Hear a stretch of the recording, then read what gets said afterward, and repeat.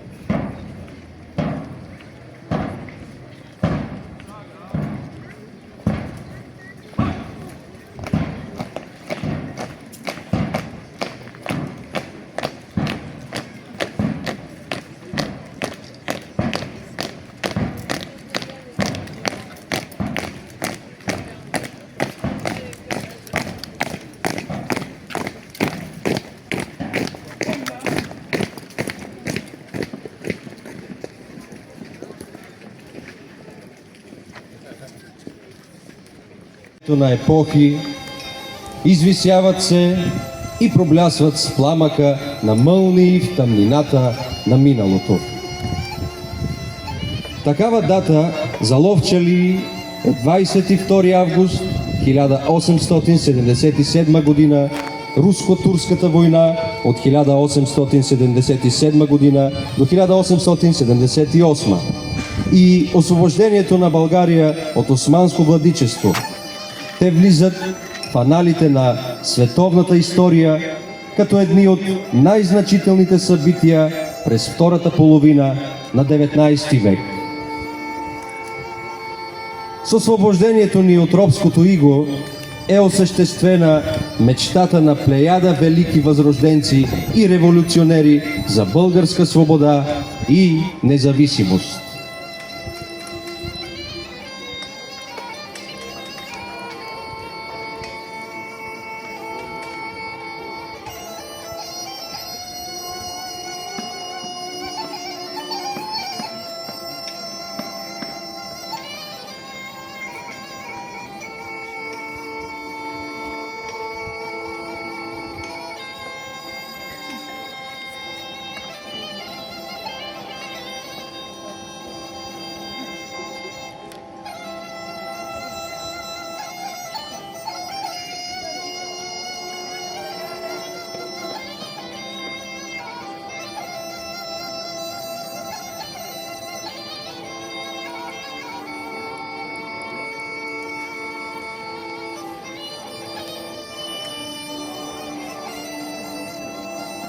Както е било преди 148 години, артилерийската канонада отново ще се смеси с тръбните сигнали, възвестили началото на едно решително настъпление.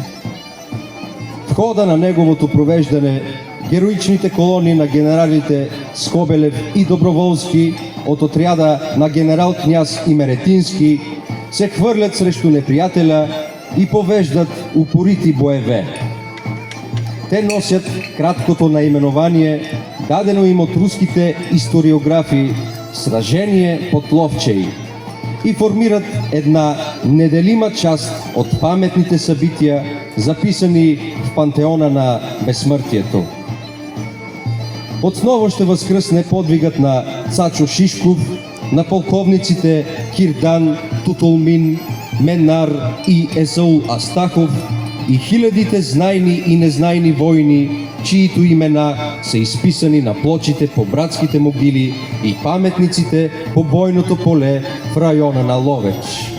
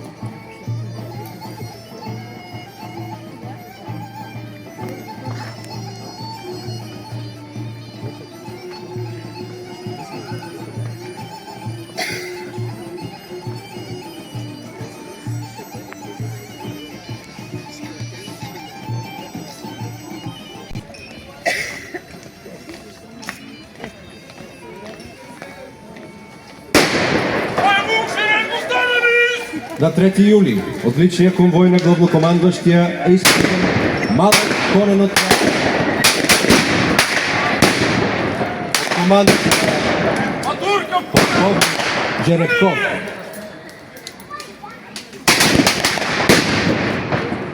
С цел за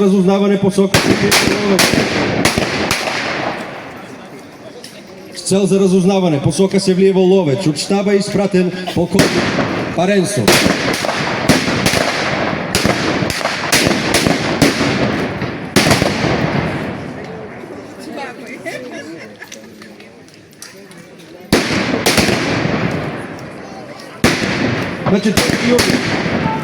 На 4 юли отряда стига в Севлиево, откъдето полковник Жеребков решава да настъпи към град Ловеч. След няколко сблъсквания с Пашибозук, на 5 юли след обяд малкият отряд казаци достига града.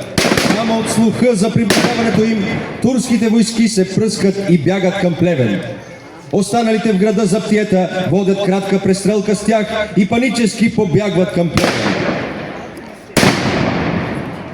Веднага с завземането на града, руснаците се заемат с организирането на общинско-административни власти и охрана.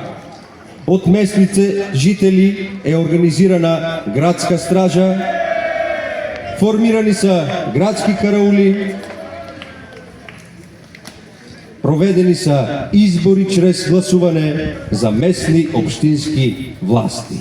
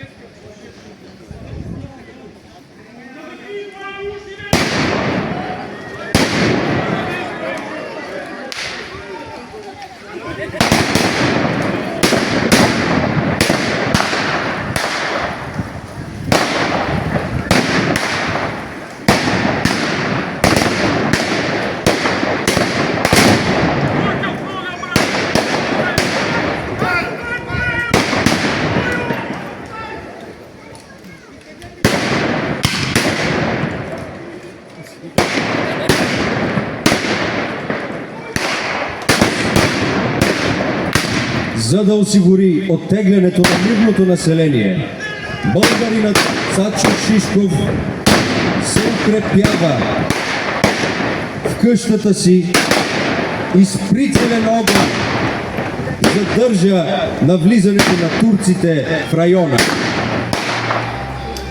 За да преодолеят съпротивата на юначния българин, бошкозуците са принудени да запалят къщата, където той загива, водейки огън до последния си дъх.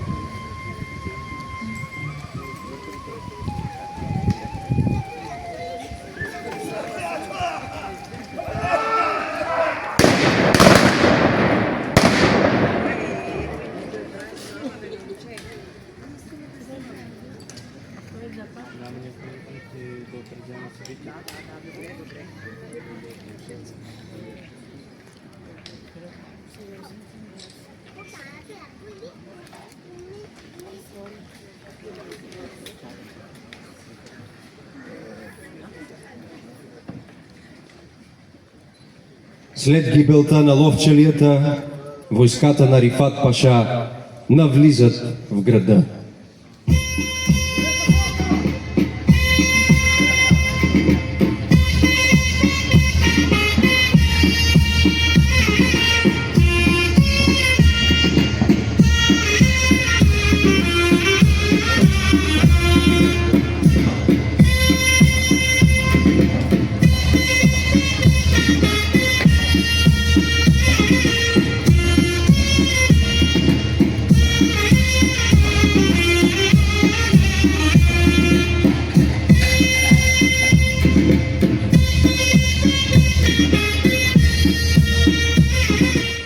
Башибозука започва претърсване на къщите.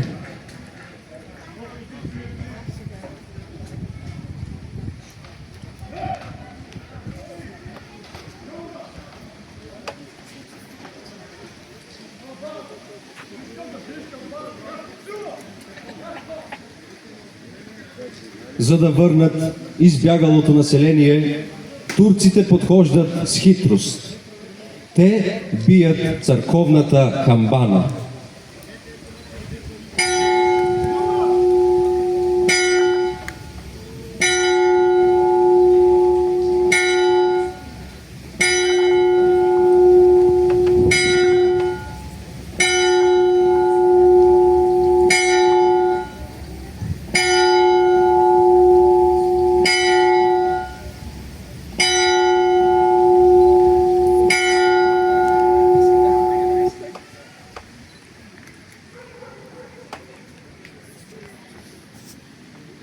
Много хора, които са излезли от Ловеч и са стигнали до нивите, си въобразиха, че този звън означава поражение на турците и изгонването им от града. Затова бързат да се завърнат.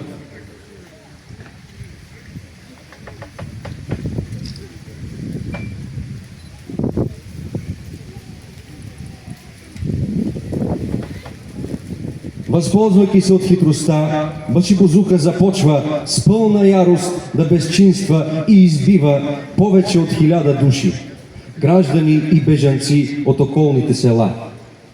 Всички черкези, Башибозук, застрелват, сътичат българското население, изричайки думите: удряйте, избийте нечестивците. Без оглед на възраст и пол, повалят по площада български трупове и навсякъде се чуват само пушечни гръмове и сърцераздирателни писъци и охкания. Вземат от жените обиците и пръстените от ръцете, а от мъжете с бой, пари и дрехи, кой каквото хареса. Яростта на Башибозука със сигурност не знае предел. Те убиват жени, деца, с пистолетни изстрели колят с ятаганите, разпарят кореми и утоляват своята страст към грабеж и кръвожадност. Ловеч е превзет от турците, българите са изклани. Башибозука продължават да извършват безчинства и зверства и в близките села. С установяването на турска власт в града се завръщат ловешкия каймакамин, съдията и полицейски служители. Започват арести и наказания на помагалите на руснаците.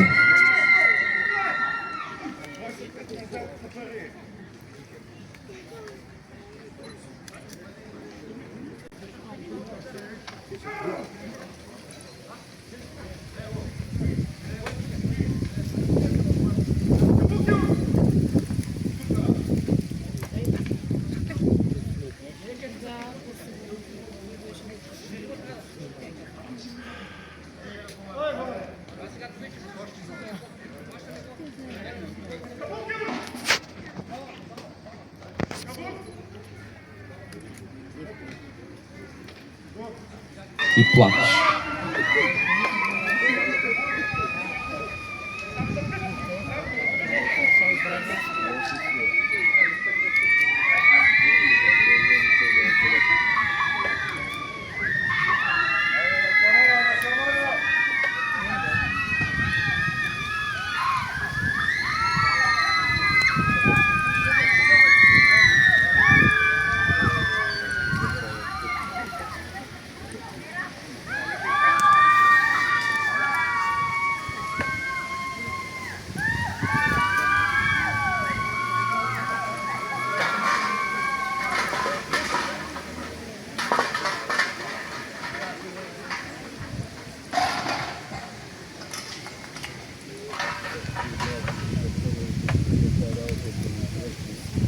Информацията за повторното заемане на Ловеч от Рифат Паша и за извършените зверства срещу българското население бързо достигат до руските войски.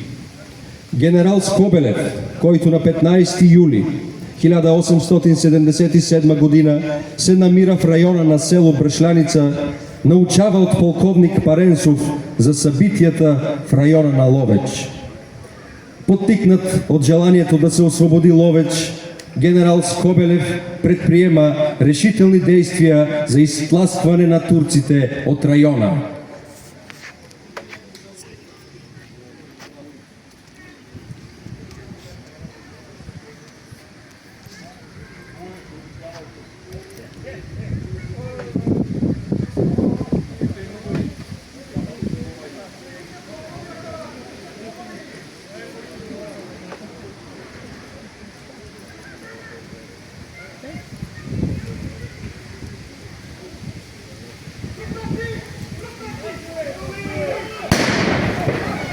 Забелязвайки бързото придвижване на големи руски части към града,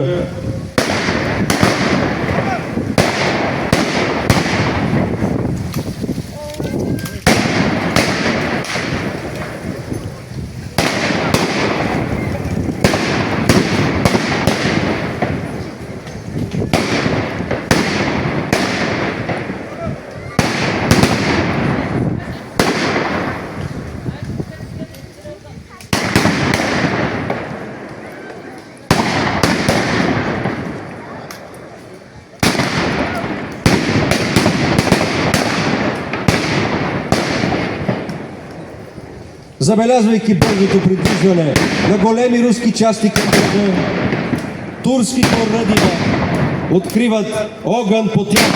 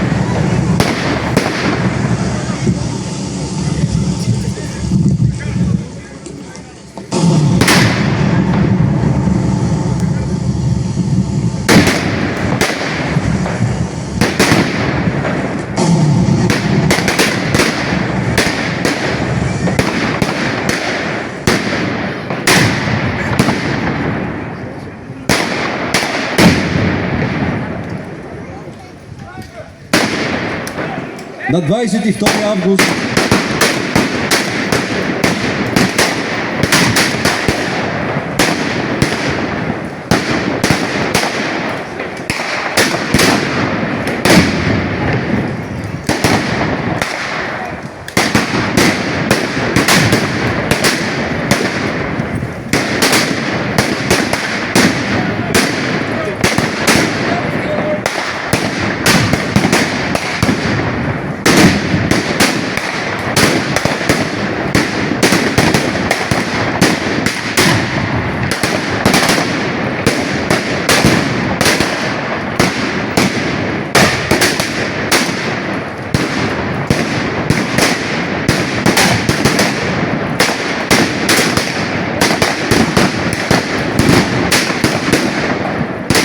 на 22 август към обяд овладява риската височина.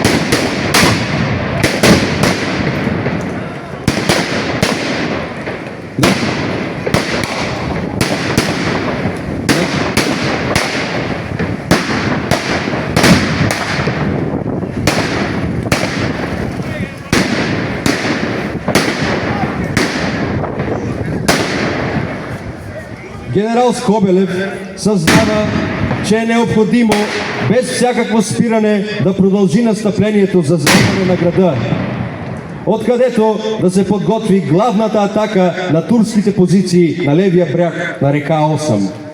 За тази цел генерал Скобелев заповядва на своя началник на щаба, капитан Куропаткин, да излезе напред и да разузнае турските позиции на височина номер 6. Под силен огън капитан Куропаткин преминава надлъж цялата северна Украйнина на града, начертава схема на прилежащата местност и се връща за доклад при генерал Скобелев.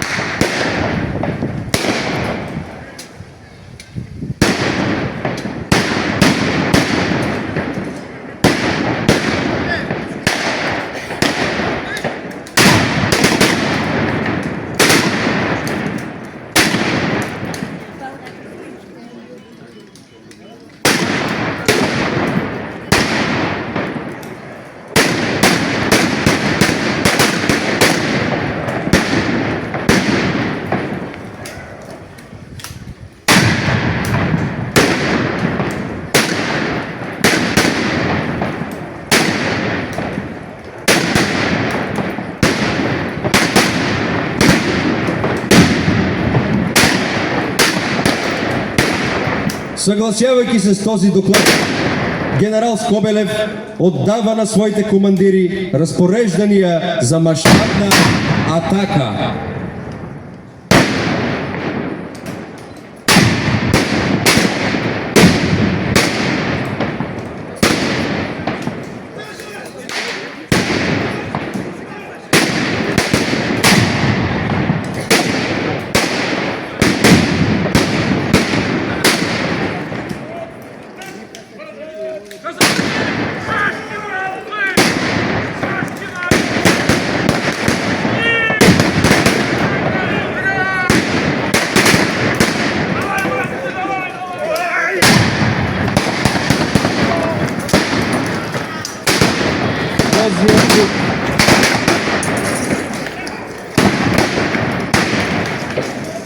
Грозният вид на тези стройни и бързо настъпващи маси поставя турците да отстъпят от предните си позиции и в безредие да започнат да се оттеглят на запад.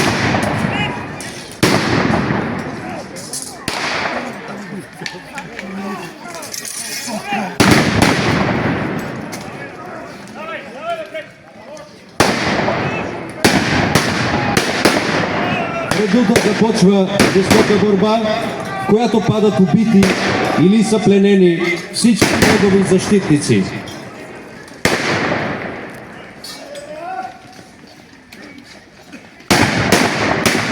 Снимай, той е малкият, той не никога.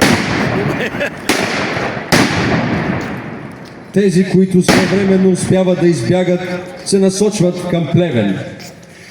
Рифат Паша със свитата си също се оттегля към Плевен.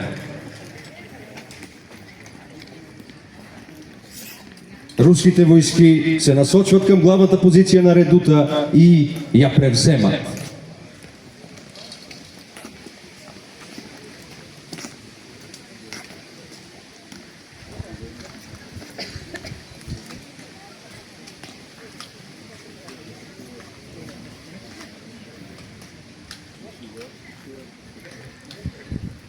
В телеграма до главнокомандващия генерал княз Имеретински докладва: Ловеч е зает днес, 22 август, след 12-часов бой, въпреки много упоритата съпротива на противника, на естествено силна и укрепена позиция.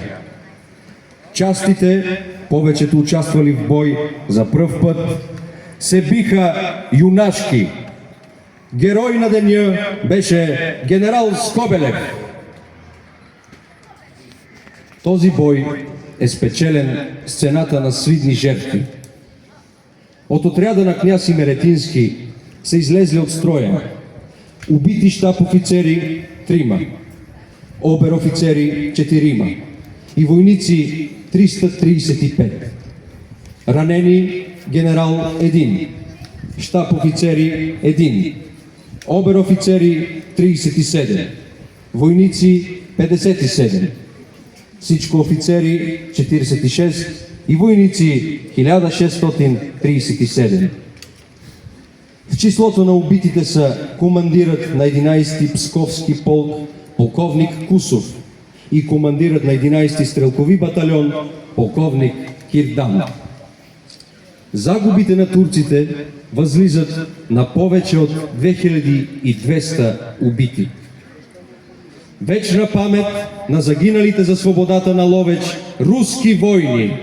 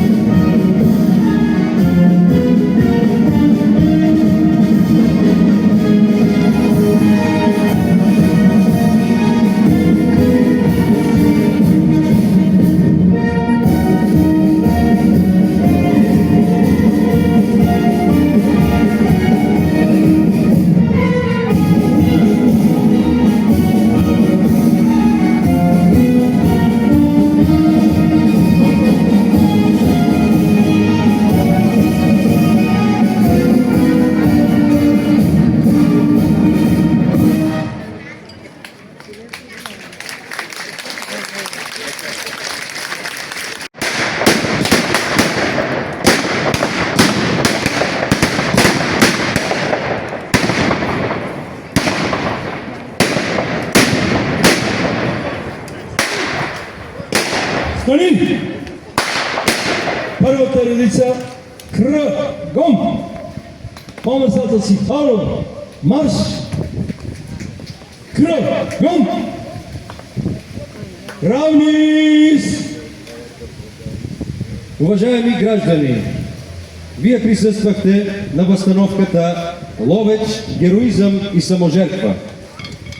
Организаторите изказват благодарност на членовете на Национално дружество Традиция за участието им в историческата възстановка, за ентусиазма и патриотичното чувство, с което поддържат будна българската историческа памет. В възстановката взеха участие клубове на Национално дружество Традиция от градовете София, Стара Загора, Нова Загора, Съединение, Браво!